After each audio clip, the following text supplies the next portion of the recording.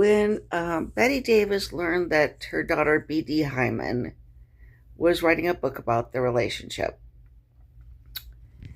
Betty Davis said, "I was not a mommy dearest, so it shouldn't be a mommy dearest, because as far as I know, B.D. is not a liar."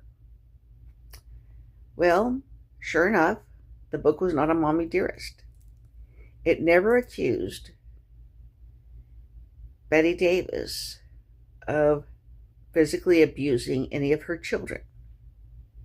It didn't say that she had physically abused B.D. Hyman ever during her childhood. What's more, it actually was rather sympathetic to Betty Davis in saying that she had been a battered wife. Now, it also did admit that Betty Davis was imperfect. She could sometimes be emotionally manipulative or domineering, and she sometimes drank too much. Okay. Now, the book was not a hatchet job, and yet Betty Davis cut B.D. Hyman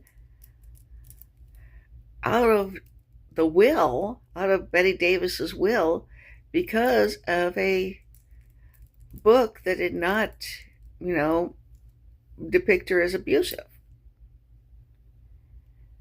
It apparently, I think a lot of Hollywood parents or wealthy parents basically won't settle for anything other than hagiography by their children.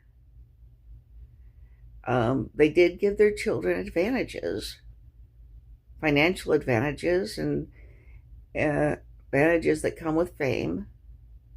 And because they did that, they expect a extremely flattering depiction, filled with compliment after compliment after compliment.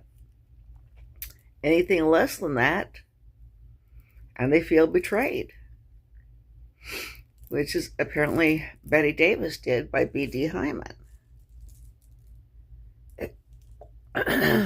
B.D. Hyman said that she actually expected the book to be a kind of olive branch between them, but it didn't work out like that.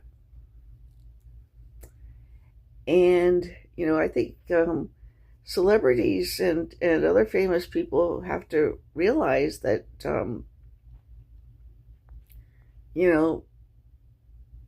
their children aren't necessarily going to be endlessly grateful for their advantages, partly because if you grow up around certain types of advantages, you take them for granted.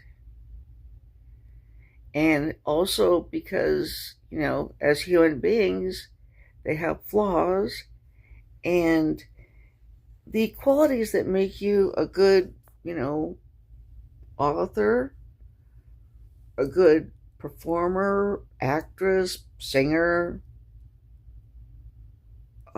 comedian, whatever, aren't necessarily the same qualities that make you an excellent parent. Anyway, those are my observations.